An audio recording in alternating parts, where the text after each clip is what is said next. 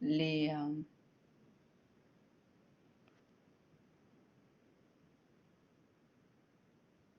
listes chaînées, les pointeurs et les listes chaînées. Nous avons déjà vu ce que c'est qu'un pointeur, comment déclarer un pointeur, comment noter un pointeur, quelle est la relation qui existe entre un pointeur et la variable pointée. Nous avons vu également que l'utilité des pointeurs, c'est de pouvoir l'utiliser avec des structures de données telles que les listes chaînées, les piles et les fils. Nous allons voir ensemble les listes chaînées au cours de cet après-midi. C'est ce qui va clôturer ce cours d'algorithme et de structure de données. Les séances synchrones vont s'arrêter là aujourd'hui, mais je précise que les échanges en asynchrone continuent. Cela veut dire quoi? Si vous avez des questions, vous avez toujours la possibilité d'utiliser la messagerie pour ce faire. D'accord? Et s'il y a des examens qui sont prévus, on ne sait pas encore où est-ce que la situation va nous mener. Je vais organiser une séance de révision avant les examens ou bien n'importe quelle évaluation qui sera organisée. D'accord? Ça, ce sont les informations que j'ai voulu vous donner tout au début. Donc, revenons à notre cours. On avait vu la dernière fois ce que c'est que les pointeurs. On avait vu, avant de manipuler un pointeur, il faut l'initialiser soit par une allocation dynamique, soit par une affectation d'adresse que nous avons vu ensemble. Par exemple, si P est un pointeur vers la variable I, pour mentionner dans le programme que P est effectivement un pointeur vers la variable I, il faut faire cette affectation. Et on lui affecte l'adresse de I. Cela veut dire quoi? Que P est un pointeur vers la variable I.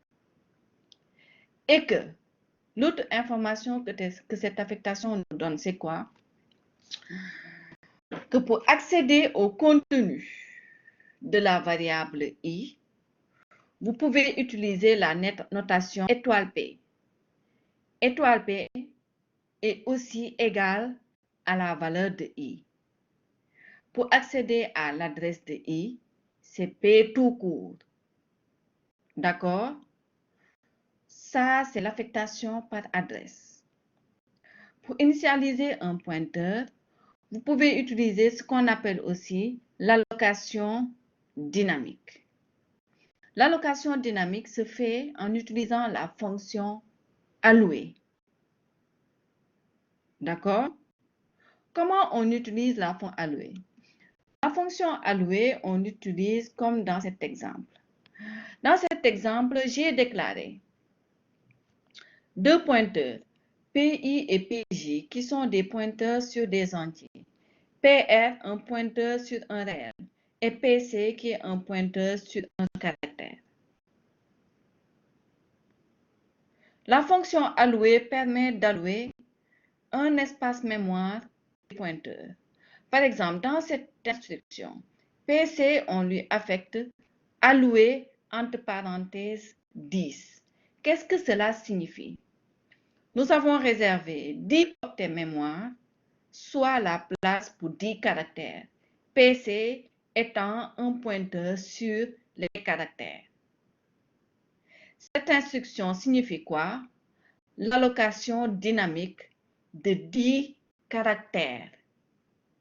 Un autre exemple, pour réserver un espace pour 4 entiers, nous allons utiliser le pointeur PI, qui est un pointeur sur un entier, avec la fonction allouée, entre parenthèses 4. Cela signifie que nous avons réservé un espace pour 4 entiers. De la même manière, pour réserver un espace mémoire pour 6 réels, voici l'instruction correspondante. PR, on lui affecte alloué de 6. Pour réserver un espace mémoire pour un entier, alloué, vous mettez rien entre parenthèses. Donc, c'est quoi la règle? Pour allouer de l'espace mémoire, on utilise la fonction alloué, en spécifiant à l'intérieur le nombre d'objets à allouer. Ici, c'est 10 objets, 10 caractères plus précisément, 4 entiers, 6 réels. Par défaut, si vous ne mettez rien, cela signifie que vous avez réservé tout simplement un seul objet pour cet espace. D'accord? C'est très simple. Pour allouer de l'espace mémoire, on utilise la fonction allouer. Comment on utilise la fonction allouer? C'est dans une instruction d'affectation, en spécifiant le nombre d'objets à allouer. Par défaut, le nombre d'objets à allouer est égal à 1 si vous n'avez pas spécifié ici le nombre. Donc, deux méthodes pour allouer de l'espace à un pointeur. Soit par allocation dynamique en utilisant la fonction allouer, soit par affectation d'adresse de cette manière. Le pointeur, on lui affecte l'adresse de la variable pointée.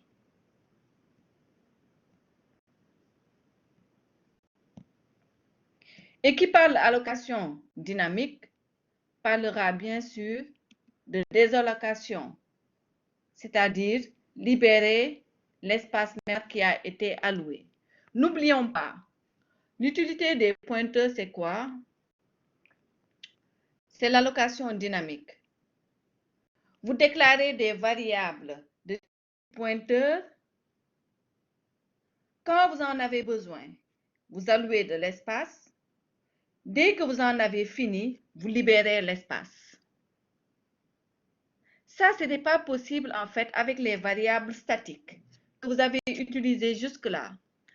Avec une variable statique, dès lors que vous avez déclaré la variable au début de votre programme ou bien au début de votre algorithme, cette variable existe tout au long de l'exécution de votre algo ou bien de votre programme. Tandis que, avec les pointeurs, vous avez la possibilité d'allouer de l'espace pour ce pointeur. Vous l'utilisez.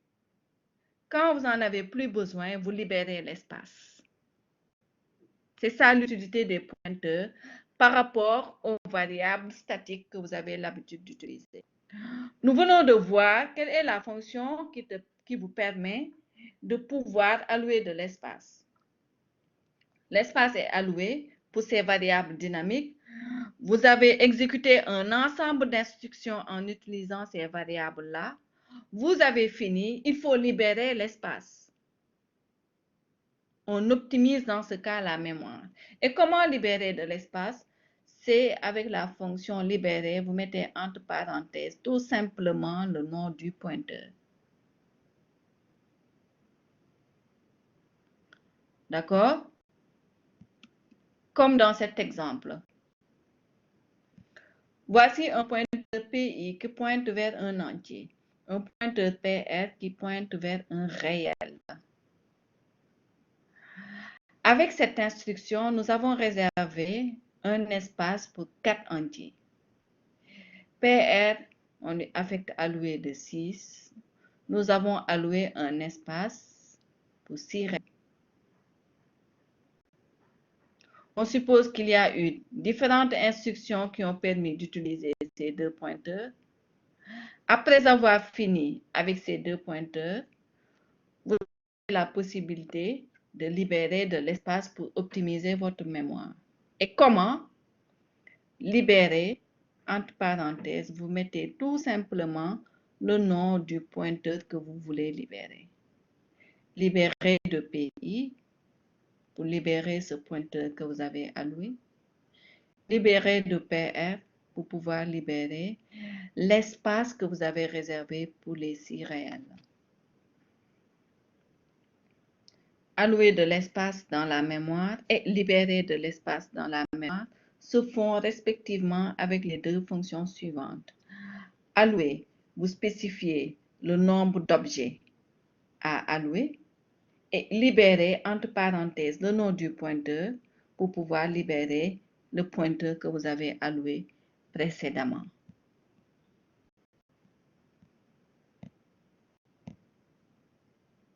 D'accord? C'est clair?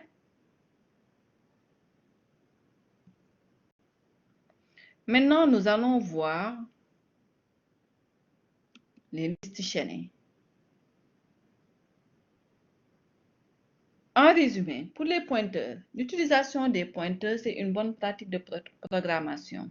Comme je le répète souvent, c'est pour pouvoir optimiser les ressources. Maintenant, en tant que développeur, en tant que programmeur, votre tâche ne se limite plus à coder. Vous codez, mais en même temps, vous optimisez les ressources qui sont utilisées par vos programmes ou bien vos applications.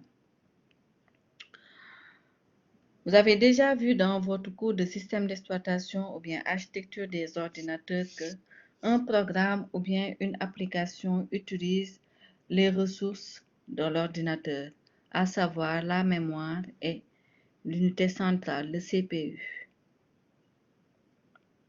Aujourd'hui, nous avons vu un mécanisme, les pointeurs, qui vous permettent d'optimiser l'utilisation de la mémoire, une des ressources utilisées par vos programmes. Comment optimiser l'utilisation de la mémoire? Quel mécanisme? C'est en se basant sur les déclarations de variables. Si vous maîtrisez les déclarations de variables, vous pouvez optimiser l'utilisation de la mémoire.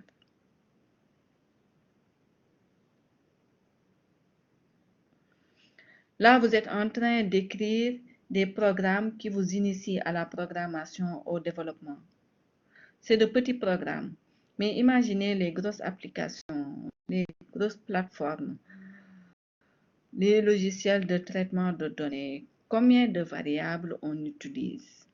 Si chaque variable utilisée utilise un espace mémoire bien déterminé et statique au niveau de votre ordinateur, c'est clair que les autres programmes qui vont s'exécuter auront des difficultés pour pouvoir s'exécuter correctement. C'est pour cela qu'il faut faire de l'optimisation. Donc, si vous maîtrisez les déclarations de variables, vous optimisez la mémoire. Et comment? C'est en utilisant des variables dynamiques, en faisant de l'allocation et en libérant l'espace si vous en avez plus besoin. D'accord? L'usage des pointeurs, comme je viens de le dire, c'est pour pouvoir manipuler les listes chaînées, les piles et les fils. Vous pouvez voir après comment utiliser les piles et les fils. Mais si vous comprenez les pointeurs, et dans un deuxième temps, vous comprenez comment on utilise les listes chaînées, ce sera facile de comprendre comment fonctionnent les piles et les fils. Liste chaînée. Qu'est-ce qu'une liste chaînée?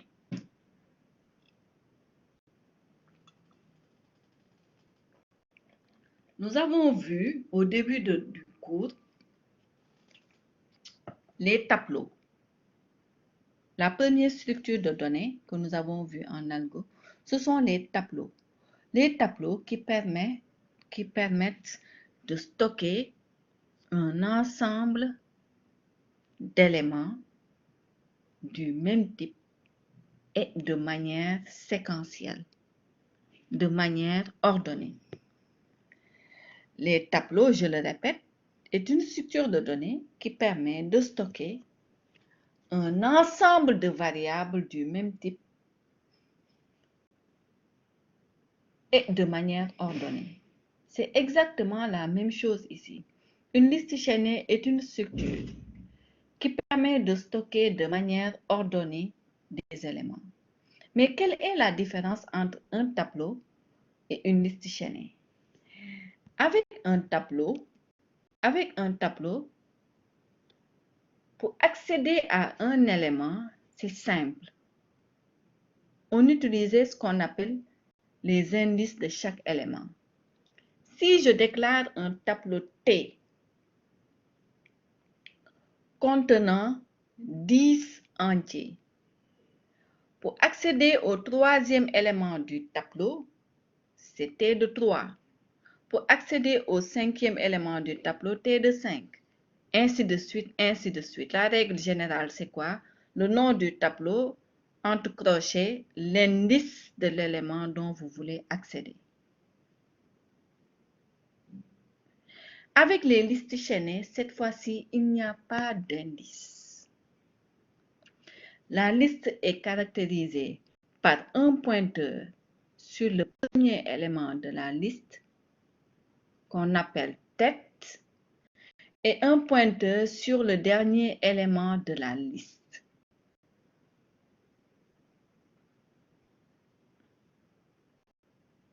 Dans une liste chaînée, les éléments sont ordonnés.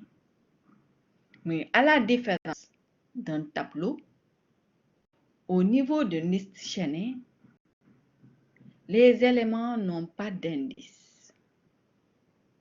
Une liste chaînée est caractérisée par un ensemble d'éléments appelés maillons, un pointeur sur le premier maillon de la liste et un pointeur sur le dernier élément de la liste. Chaque maillon est composé de 2 éléments. Regardez. 1, 2. 1, 2. Chaque maillon a 2 parties. L'information et un pointeur sur l'élément suivant. L'information contenue dans le maillon et un pointeur sur l'élément suivant.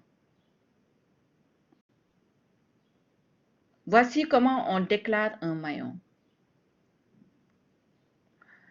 L'élément même, l'information contenue dans le maillon, qui peut être de type entier, réel, caractère, tout ce que vous voulez. Et un pointeur vers le maillon suivant, qui est noté de cette manière dans le cadre d'une liste chaînée. Donc, on peut dire que une liste chaînée est une succession de maillons. Une succession de maillons. Premier maillon avec information et un pointeur sur le suivant. Deuxième maillon, information, pointeur sur le suivant. Comme il n'y a pas d'indice, il faut qu'on sache qui vient avant et qui vient après. Pour ce maillon, par exemple, quel est l'élément qui vient avant? C'est celui-là qui est identifié par son pointeur. Pour ce maillon, quel est l'élément qui vient après? C'est le pointeur qui va nous donner cette information. Donc, c'est une chaîne. Maillon 1, maillon 2, troisième maillon, jusqu'au dernier maillon. Et qu'est-ce qui nous dit que la chaîne est finie? C'est le dernier maillon qui est identifié par nil, le pointeur nul que nous avons vu la dernière fois. Le dernier élément d'une liste chaînée est caractérisé par le pointeur nul qui est noté nil. Voici comment se présente une liste chaînée. Un ensemble de maillons dont chacun est composé de deux parties. La valeur du maillon, ici appelé élément, et vous spécifiez le type, et suivant, qui est un pointeur vers le maillon suivant.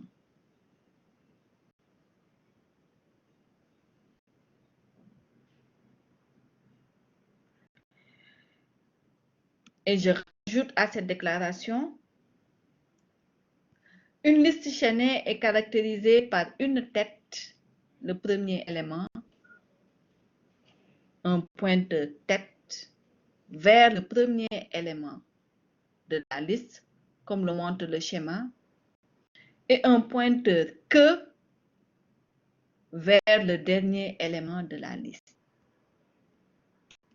J'affiche encore le schéma, un pointeur tête vers le premier élément, le premier maillon de la liste, et un pointeur queue vers le dernier élément de la liste, ce qui nous donne la déclaration suivante, tête de type maillon, pointeur vers maillon, et queue qui est un pointeur aussi vers maillon.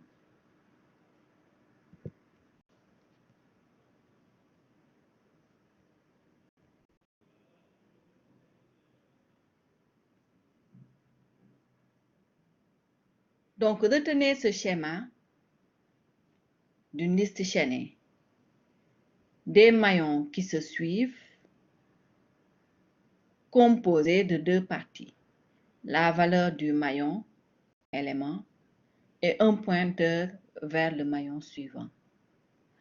La liste est caractérisée par un pointeur tête, qui est un pointeur vers le premier élément de la liste, et queue, qui est un pointeur vers le dernier maillon de la liste. Pour mieux comprendre les listes chaînées, nous allons manipuler ces listes chaînées. Première manipulation, c'est comment créer une liste chaînée.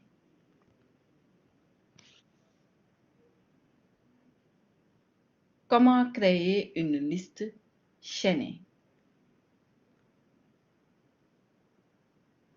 D'accord? On considère les déclarations suivantes. Je crée le type élément, qui est une structure composée de deux parties. C'est le maillon que j'ai appelé élément ici. Information qui est de type chaîne de caractères et suivant de type liste qui est un pointeur vers élément. La déclaration, elle est récursive. La déclaration, elle est récursive. C'est cette déclaration-là que nous avons utilisée pour pouvoir déclarer le type élément. Alors, comment créer une liste chaînée? La stratégie, c'est quoi?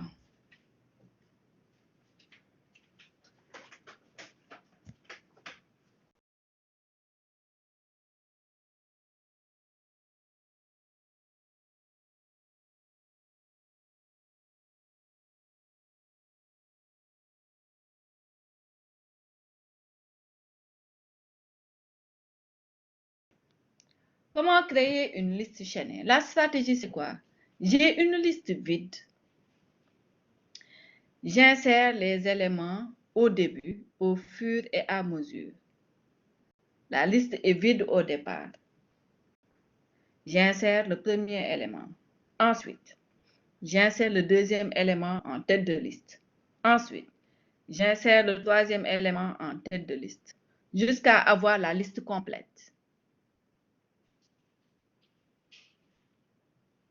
D'accord? Voici le mécanisme. La liste est vide au départ. J'insère le premier élément. Ensuite, j'insère le deuxième élément au début de la liste. Ensuite, j'insère le troisième élément au début de la liste. J'insère le quatrième élément au début de la liste, jusqu'à insérer tous les éléments que je voulais insérer dans la liste. En termes plus clairs, voici l'algorithme que j'ai séquencé avec des images. Tête épée de type liste. D'accord? Liste qui est là. Liste qui sont des pointeurs sur élément, le maillon.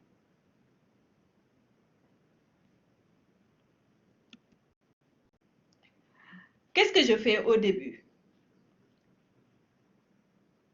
Au début, la liste est vide. Si la liste est vide, cela veut dire quoi? Que tête pointe vers nil. Tout le monde a compris ça?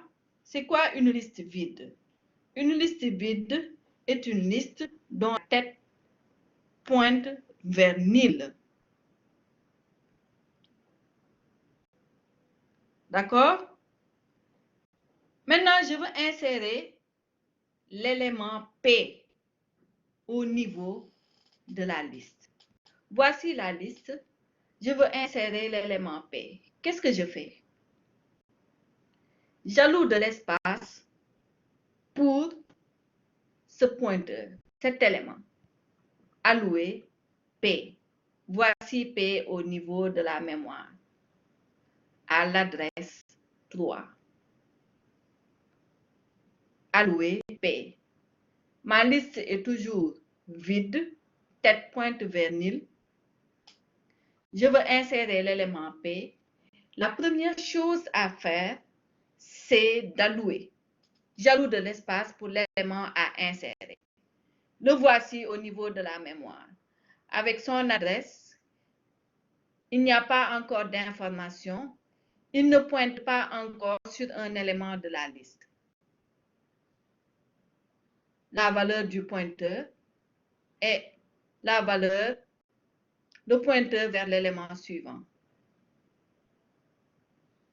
À l'étape 2, lors de l'allocation de P, il n'y a pas encore de valeur pour cet élément. Le pointeur aussi est vide. C'est juste de l'allocation. Allouer P.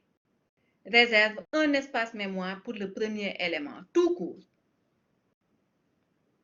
Ça, c'est la première chose à faire. Maintenant que l'élément a été alloué, on va lui donner les informations nécessaires. On demande à l'utilisateur de saisir sa valeur. P.info, qui était de type caractère. Regardez. Info de type caractère. Et suivant, on lui donne sa valeur. C'est ce qu'on a fait ici. On demande à l'utilisateur de saisir la valeur du pointeur qui est là. Maintenant, regardez ce qui se passe. Dès qu'il saisit la valeur, qui est égale à première ici, c'est au niveau de la mémoire.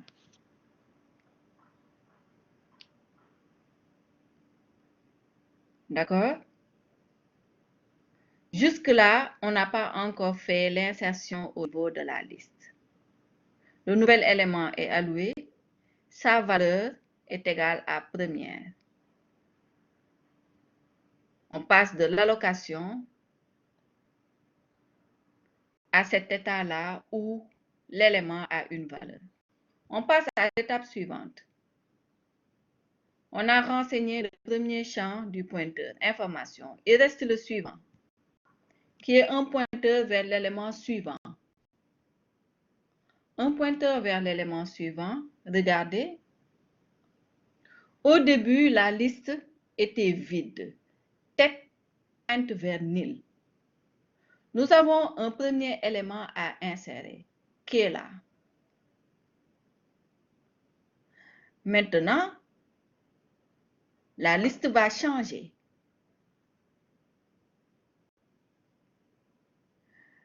L'élément que nous avons inséré va pointer maintenant vers nil.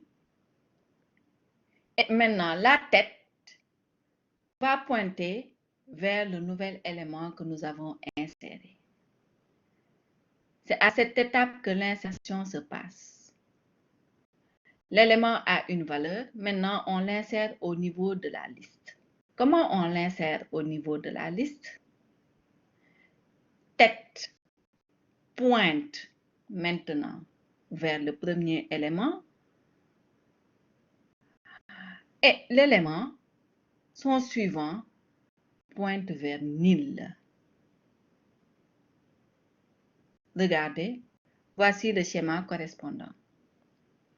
Maintenant, l'élément est inséré, tête pointe vers cet élément qui pointe vers nil. Au début, c'était la tête qui pointait vers nil parce que la liste était vide. Maintenant, la liste a un élément qui est inséré, c'est-à-dire P. Donc, tête maintenant pointe vers P et P point suivant pointe vers nil. Donc, qu'est-ce qu'on a fait? Pour insérer un élément jaloux de l'espace à cet élément, je saisis la valeur de l'élément et je déplace le pointeur. Allouer, saisir élément, placer le pointeur suivant. Allouer, saisir l'élément et déplacer le pointeur suivant. Donc, du coup, pour ajouter un deuxième élément, on va faire exactement la même chose. Jaloux de l'espace pour le second élément, je demande à l'utilisateur de saisir sa valeur, jaloux de l'espace. Voici l'élément qui est alloué. On demande à l'utilisateur de saisir l'élément et puis on déplace le pointeur vers l'élément suivant. Voici le schéma correspondant. On a alloué de l'espace, on saisit la valeur du pointeur. Ici, on l'a appelé comment? Chaîne. Chaîne a une adresse et une valeur. Maintenant, on va l'insérer au niveau de la liste. Comment? Vous vous rappelez la stratégie? On insère au début de la liste au fur et à mesure jusqu'à avoir la liste chaînée complète. Au lieu d'insérer par ici, on insère tout le temps au début de la liste. Donc, notre deuxième élément P, le voici. J'ai déjà saisi sa valeur, je l'ai déjà alloué, j'ai saisi sa valeur, je l'insère maintenant au niveau de la liste. Comment? En déplaçant les pointeurs. Tête va pointer maintenant vers le nouvel élément et le pointeur de ce nouvel élément-là va pointer vers première. Pour insérer cet élément en tête de liste, voici le procédé. Tête pointe vers le nouvel élément. À tête, on lui affecte P. Et P point suivant, on lui affecte tête. Là où la tête de la liste pointée, c'est-à-dire première.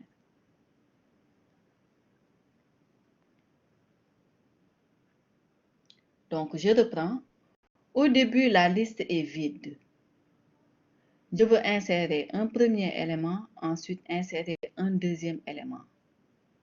Comment ça va se passer?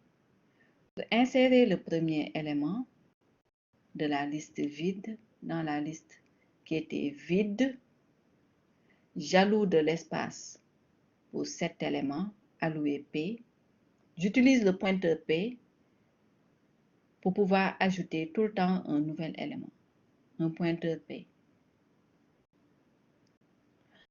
Je saisis la valeur de P. Après avoir saisi la valeur de P, maintenant je vais insérer avec ces deux instructions. Comment? La liste était vide. Je déplace tout simplement le pointeur. Maintenant, tête va pointer vers l'élément P qui est inséré et le pointeur de cet élément devient nil.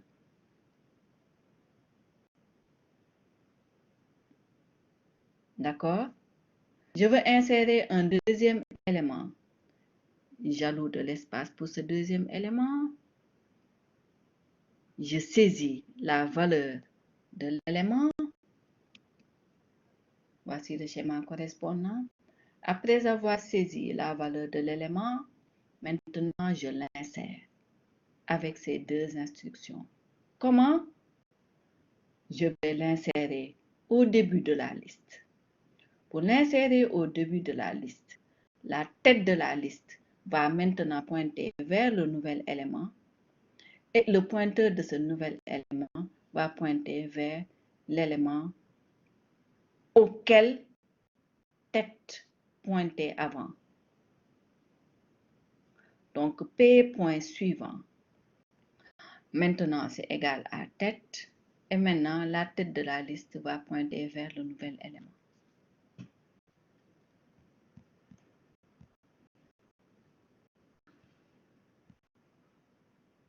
C'est bon? Tout le monde?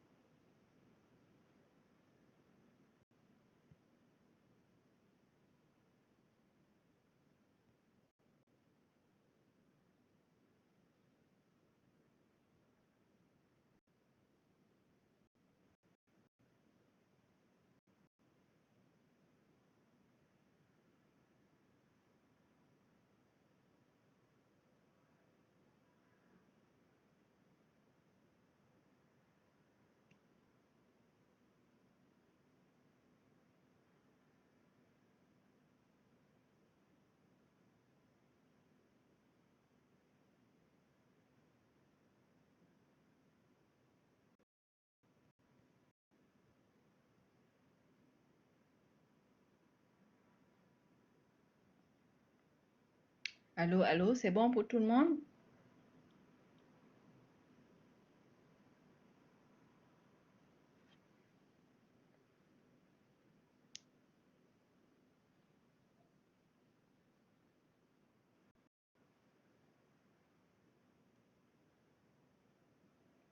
J'ai l'impression que c'est la sieste en ce moment, hein. C'est de ma faute, hein. Comme le cours a été déplacé, c'est pas évident. Avec le ramadan, bien sûr.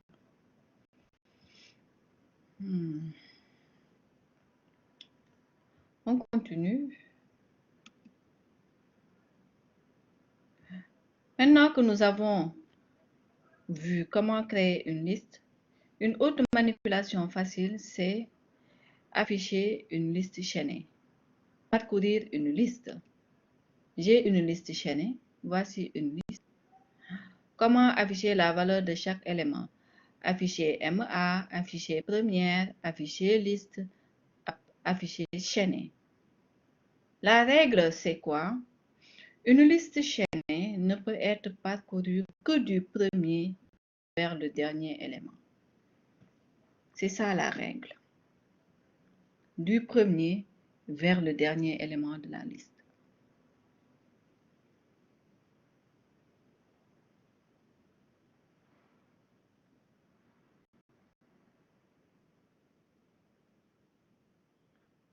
D'accord? Pour parcourir une liste chaînée, on commence par le premier élément jusqu'au dernier élément de la liste. Et voici le code correspondant.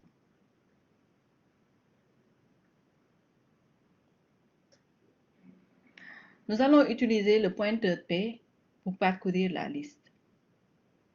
D'accord? Pour parcourir une liste chaînée, c'est pratiquement le même mécanisme avec un tableau. On utilise une boucle. Vous avez vu les boucles. Je parcours la liste. Premier élément, j'affiche l'information. Deuxième élément, j'affiche l'information. Troisième élément, il y a une action qui se répète. Pour répéter un ensemble d'instructions dans un programme, on utilise les boucles. Boucle à borne définie, boucle à borne non définie. Pour un tableau, on utilise une boucle à borne définie, la boucle pour. A priori, on connaît le nombre d'éléments contenus dans le tableau. Mais dans le cadre d'une liste chaînée, on ne connaît pas le nombre d'éléments. On sait tout simplement que la fin de la liste chaînée est identifiée par le pointeur nil. Donc, si on commence par la tête de la liste, on va atteindre la fin quand on aura atteint le dernier pointeur qui est égal à nil. Premier élément, je continue. C'est différent de nil. Il y a un deuxième élément. C'est différent de nil. Donc, il y a un élément suivant. C'est différent de nil. Donc, il y a un élément suivant. C'est égal à nil. La boucle s'arrête. Tant que P est différent de nil, faire. J'exécute ce bloc d'instructions tant que P est différent de nil. Cela me permettra de parcourir la liste d'élément par élément, jusqu'à atteindre l'élément qui a un pointeur nil. D'accord? Donc, on commence par la tête de la liste. P, on lui affecte tête, qui pointe vers le premier élément de la liste. Tant que P est différent de nil, P est à l'adresse 3, 3 est différent de nil, donc, on exécute le bloc d'instruction. Donc, P a pour valeur 3. On exécute l'instruction. MA, on affiche MA, la valeur du pointeur. Et puis, on passe au suivant. Maintenant, P égale P point suivant. P point suivant, le pointeur suivant qui est égal à 24. Adresse, valeur, pointeur vers le suivant. Adresse, valeur, pointeur vers le suivant. Au début, nous avons initialisé le pointeur qui parcourt la liste à la tête. Donc, nous sommes là. Donc, P est égal à 3. C'est différent de nil. On exécute le bloc d'instruction. Écrire P.info. On affiche l'information. P, on lui affecte P point suivant, c'est-à-dire 24. Qu'est-ce que la boucle dit?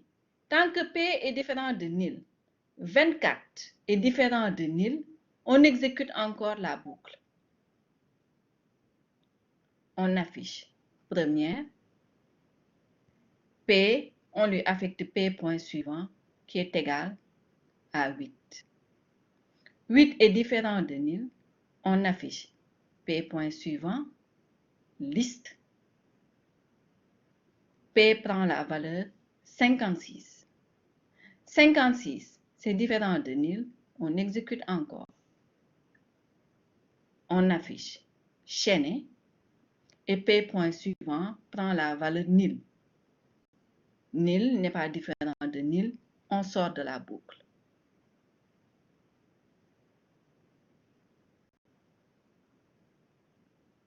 D'accord? Je reprends. On déclare un pointeur P qui va permettre de parcourir la liste chaînée. Ici, on peut dire que cette instruction, c'est l'initialisation. Après, je vais vous poser la question. C'est l'initialisation. On commence par la tête et puis, suivant pour aller au deuxième maillon, suivant pour passer à l'élément suivant, suivant, P point suivant pour aller à l'élément suivant jusqu'à atteindre nil. Donc, si on exécute encore, P, on lui affecte la tête, prend la valeur du pointeur du premier élément. C'est différent de nil, 3 est différent de nil, on exécute. Écrire P.info, ma, et on lui affecte P point suivant, 24. 24 est différent de nil, on exécute encore. On affiche première à l'adresse 24. Il y a la valeur première. P point suivant prend la valeur 8. Adresse 8 qui est différent de nil. On affiche encore liste. P suivant prend la valeur 56. Adresse 56 est différent de nil. On exécute encore. On affiche chaîner. P point suivant prend cette fois-ci la valeur nil. Nil n'est pas différent de nil. On sort de la boucle. Question. Nous avons vu les tableaux. Au niveau des tableaux, cette instruction-là correspond à quoi?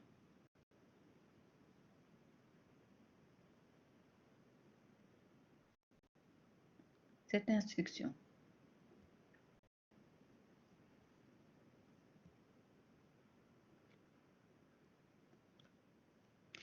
L'instruction P, point suivant, correspondait à quoi? Au niveau des tableaux.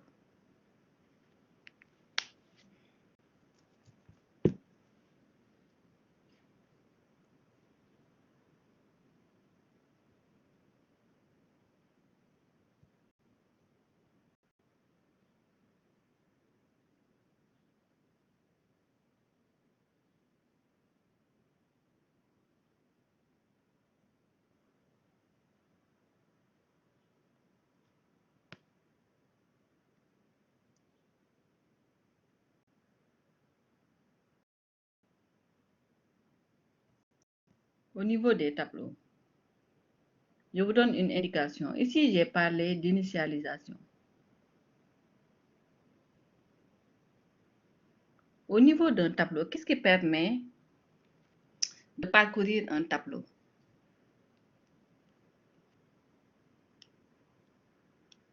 Qu'est-ce qu'on utilisait pour pouvoir parcourir un tableau?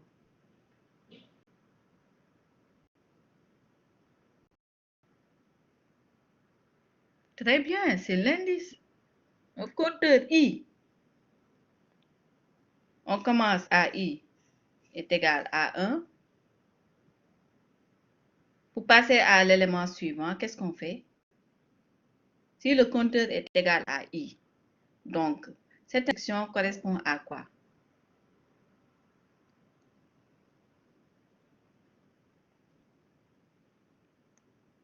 C'est une affectation, mais donnez-moi l'affectation correspondante. Si le compteur est égal à I, très bien. À l'incrémentation du compteur, I égale I plus 1.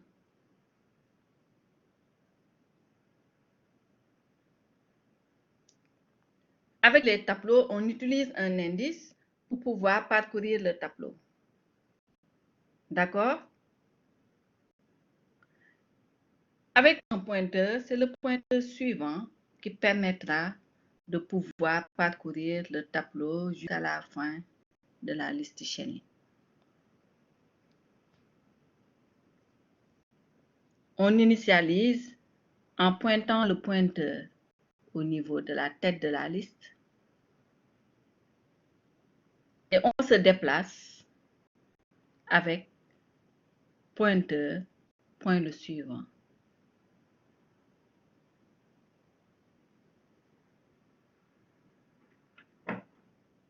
Avec une liste, I commence à partir de 1 pour le premier élément.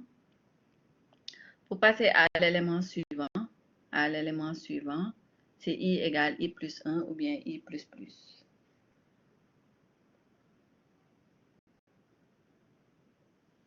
OK?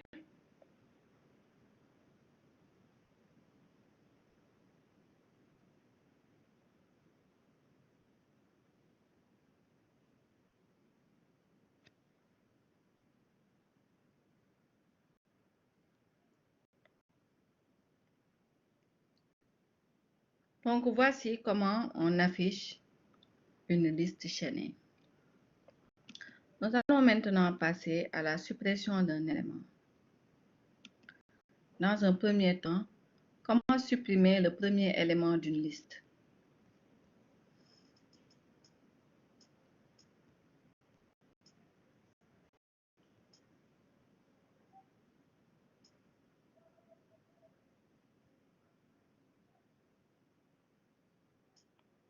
Pour supprimer le premier élément d'une liste, deux actions à faire dans cet ordre bien déterminé. Deux actions à faire dans cet ordre bien déterminé. Il faut tout simplement faire pointer la tête sur le deuxième élément. Regardez. Le curseur est là, vous voyez. C'est là, c'est le premier élément que je veux supprimer.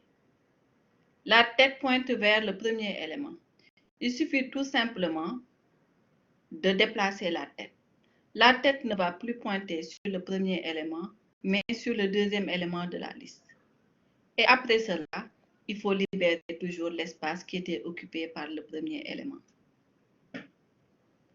Je déplace le pointeur, tête, qui ne pointe plus sur l'élément à l'adresse 3 que j'ai barré ici, mais maintenant sur l'élément à l'adresse 24. Et puis, libérer l'espace occupé par le premier élément.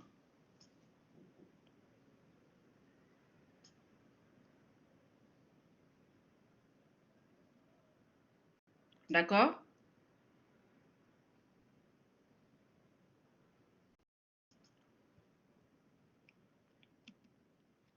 Voici l'instruction correspondante.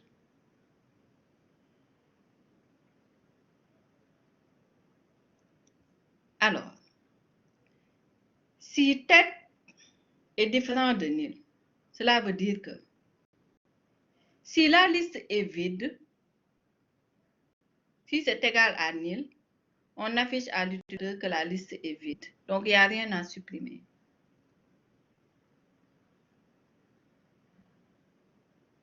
Maintenant, si la liste n'est pas vide, je veux supprimer, n'est-ce pas, le premier élément. La liste n'est pas vide, donc il y a un premier élément. Qu'est-ce qu'on fait? C'est ce qu'on vient de voir. Alors, je prends toujours le pointeur P qui pointe vers la tête de la liste. Et je déplace la tête de la liste vers le suivant. Regardez le suivant. Tête pointée ici. N'est-ce pas? Donc, tête point suivant, c'est l'élément à l'adresse 24 qui est là. J'utilise une variable intermédiaire. Vous vous rappelez de variable intermédiaire? Où est-ce qu'on l'avait utilisée? Dans la permutation de deux variables. Je pense que vous avez fait cet exercice. Permuter deux variables avec variable intermédiaire et sans variable intermédiaire. Vous avez vu ça, non? Une variable tampon qui permet de sauvegarder quelque chose en attendant de faire des instructions. Très bien. C'est le même procédé que nous allons utiliser ici. C'est le premier élément que je veux supprimer. Qu'est-ce que je fais? Le pointeur tête, je le sauvegarde dans P. Donc, P sera l'élément à supprimer. P, je lui affecte tête. D'accord? Maintenant que je l'ai sauvegardé dans P, je peux déplacer le pointeur tête vers le deuxième élément qui est égal à P point suivant, tête. Maintenant, c'est P point suivant, l'élément à l'adresse 24. Et puis, je supprime l'élément P. Vous voyez, pour supprimer le premier élément d'une liste chaînée, j'utilise une variable tampon à qui j'attribue le pointeur tête. Ensuite, tête va pointer vers le deuxième élément. Et puis maintenant, je peux supprimer l'élément.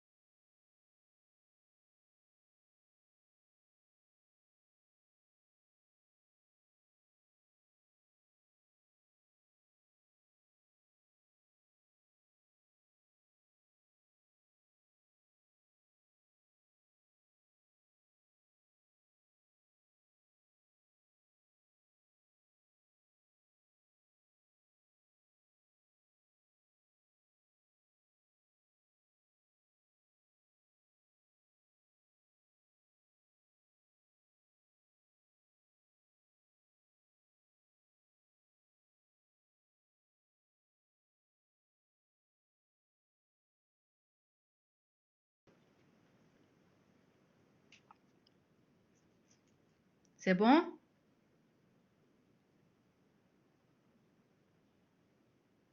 C'est clair? Ça, c'est pour supprimer le premier élément d'une liste chaînée. Maintenant, nous allons voir comment supprimer un élément quelconque. J'ai la liste chaînée suivante, ma première liste chaînée. Je veux supprimer cet élément. D'accord? Comment le faire? C'est quoi le mécanisme? Il y a deux cas à traiter. L'élément que je veux supprimer se trouve soit à la tête de la liste, ou bien l'élément à supprimer est à l'intérieur de la liste. Là, j'ai voulu traiter tous les cas possibles. Je veux supprimer un élément portant une valeur donnée. Si l'élément, c'est à la tête de la liste, dans la mesure où il faut faire attention. Si c'est à la tête de la liste, il faudra déplacer le pointeur tête, n'est-ce pas? Parce qu'une liste chaînée est vraiment caractérisée par la tête et la queue, la valeur nulle. Donc ça, c'est un cas particulier à traiter à part. Et puis, d'un autre côté, on peut nous demander de supprimer un élément quelconque qui se trouve dans la liste. C'est pour cela que j'ai mis ici, il faut traiter à part la suppression du premier élément, car il faut modifier dans ce cas-là le pointeur de tête. Ça, vous connaissez déjà comment faire. C'est ici.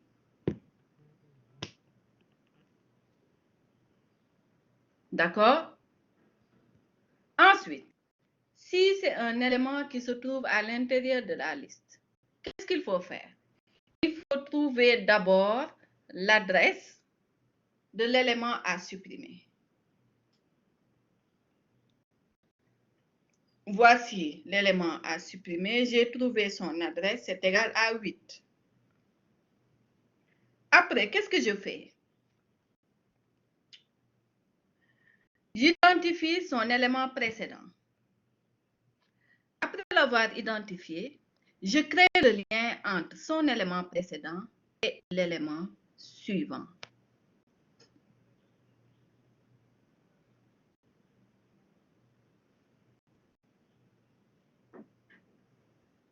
D'accord? Je trouve l'adresse de l'élément à supprimer.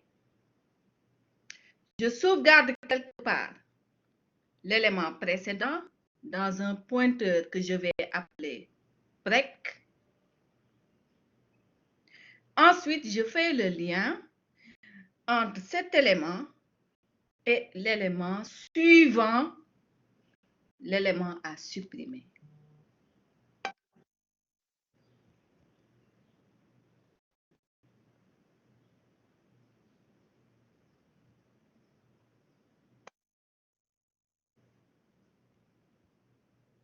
D'accord? Je vais afficher le programme correspondant. Donc, toujours, j'utilise le pointeur P. Pointeur sur l'élément à supprimer. Voici P. Précédent. Pointeur sur l'élément précédent qui précède l'élément à supprimer. D'accord? Si je me suis trompée, trouver n'est pas de type liste. Vous allez me donner le type de trouver, ce que je devais mettre ici. Trouver, c'est soit égal à faux ou bien à vrai. Quel est le type de trouver?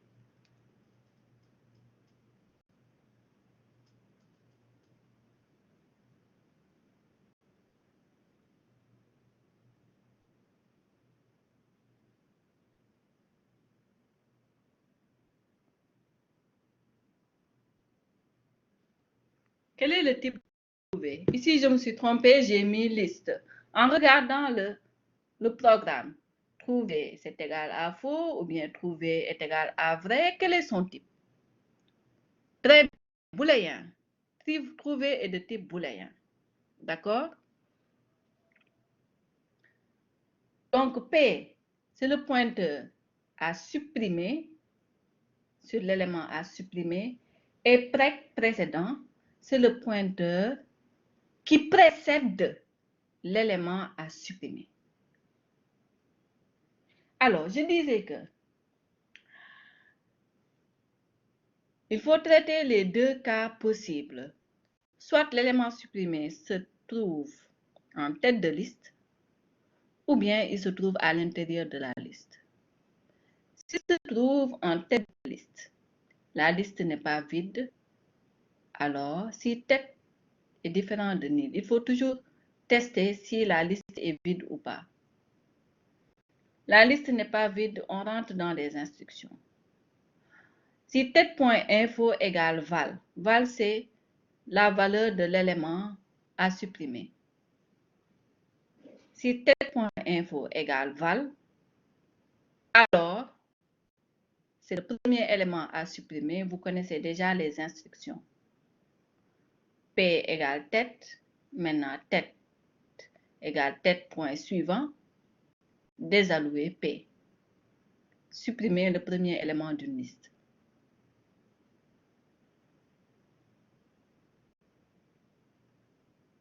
Sinon, ça c'est le premier cas. L'élément à supprimer est en tête de liste. Sinon, c'est-à-dire à supprimer est à l'intérieur de la liste chaînée. Qu'est-ce qu'on avait dit?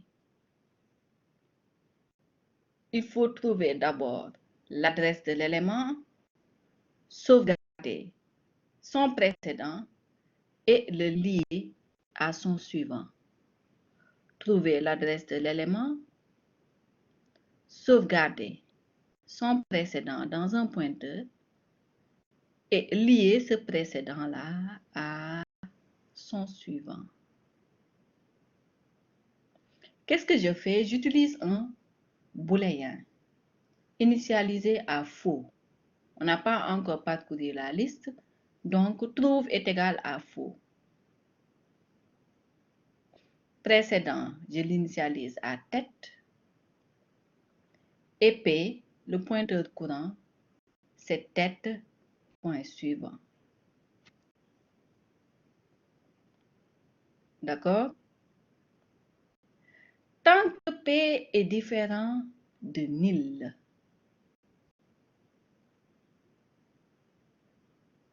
et non trouve, c'est-à-dire toujours égal à faux, alors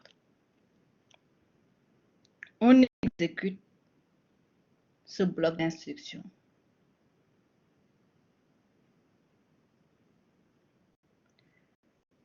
Tant que c'est différent de nil et non trouve, on avance.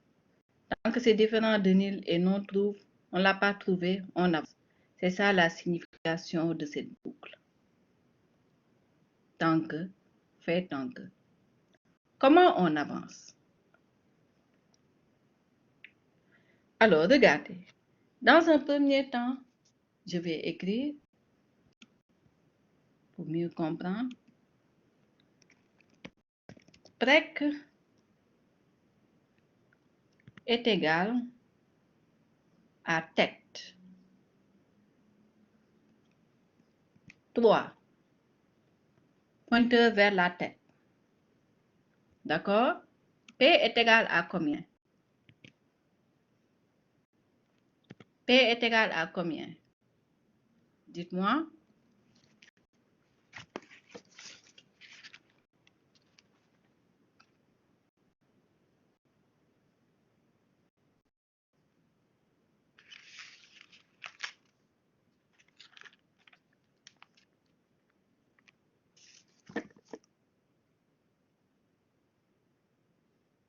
Est-ce que vous avez trouvé 8? On est au début de la liste. Au début de la liste. Regardez, nous sommes là. Prec est égal à tête. P est égal à tête. Point suivant. C'est quoi la valeur de P?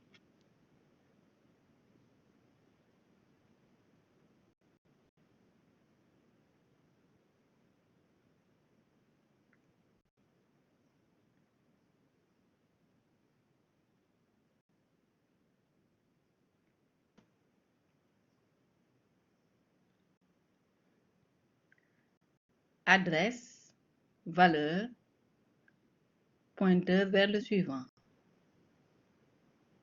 24. Donc, à l'adresse 24, il y a cet élément.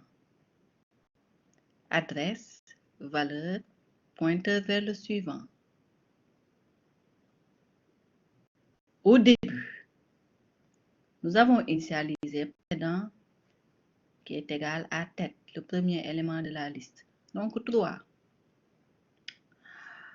Le pointeur courant. P. Tête point suivant. Tête point suivant est égal à combien? Très bien. C'est tout simplement égal à 24.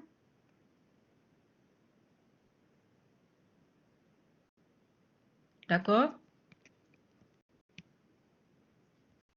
Alors, on exécute. Est-ce que P est différent de nil? Oui. Trouve est toujours égal à faux. Non trouve, c'est faux. P.info.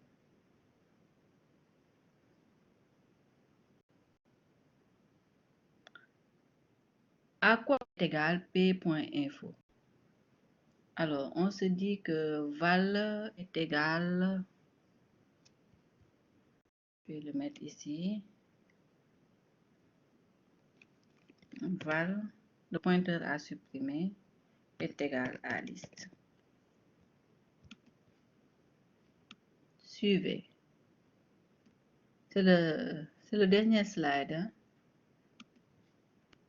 Si vous êtes fatigué, on est au dernier, 37 sur 37.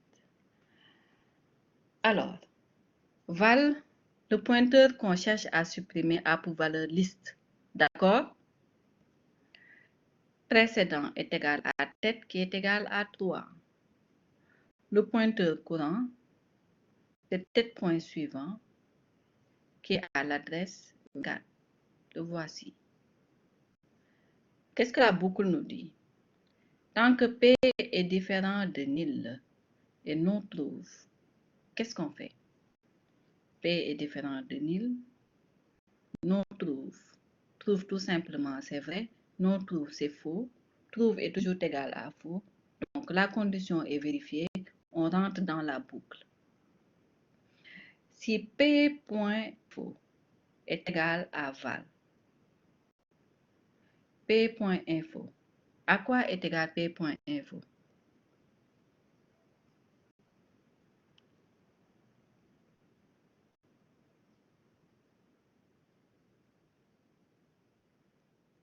À quoi est égal P.info?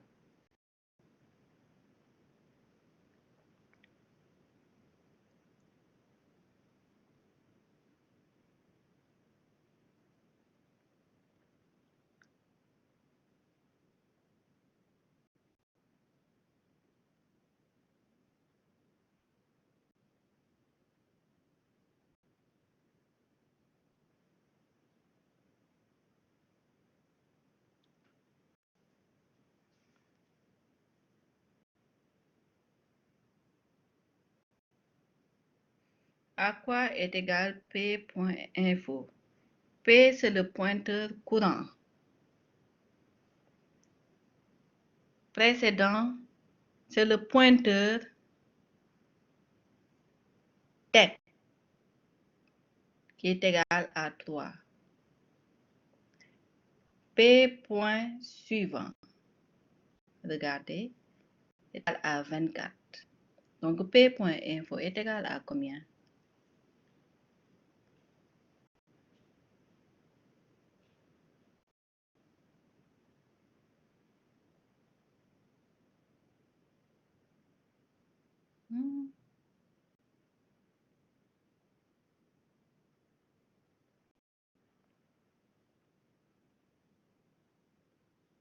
Info, j'ai pas dit adresse. Adresse, information, pointeur vers le suivant. Adresse, information, adresse du pointeur vers le suivant. Adresse, information, pointeur vers le suivant.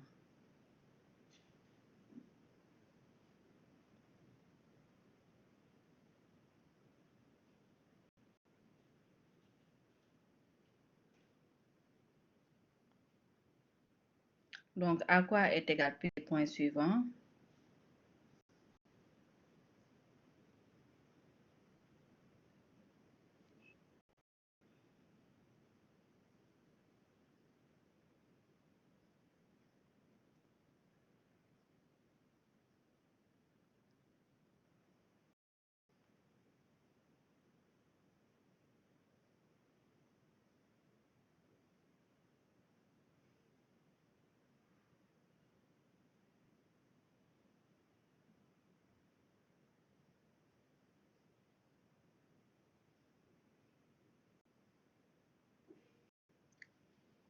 Répondez.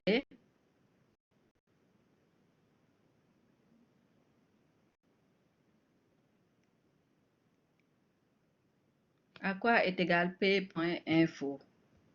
P.info, regardez. P est égal à l'adresse 24. Adresse 24. Hein? Son information, c'est égal à combien? Mais c'est égal à première. Pourquoi les autres, vous ne trouvez pas? Adresse, information, pointeur vers le suivant.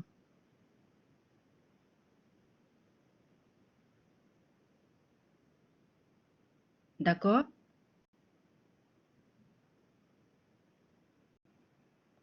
Alors, si P.info, donc première, est-ce que c'est égal à liste? Non. On est dans le sinon. Donc, on exécute les instructions.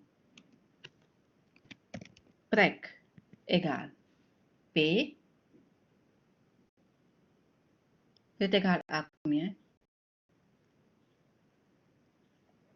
À quoi est égal PREC? Ici, on nous dit que précédent est égal à P. Précédent est égal à P.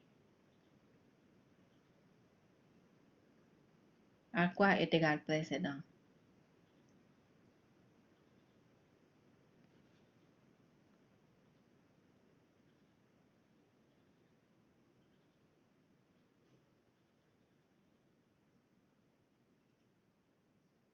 Bien, c'est égal à 24. Et maintenant, P est égal à combien?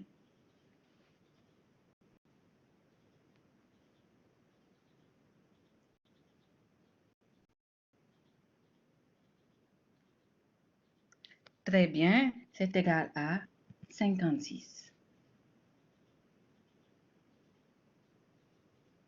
D'accord? On nous a dit tant que P est différent de nil et non trouve. P est différent de nil, 56. Non trouve est toujours égal à faux, sa valeur n'a pas changé. On exécute encore l'instruction. Si P.info est égal à combien? Est égal à quoi?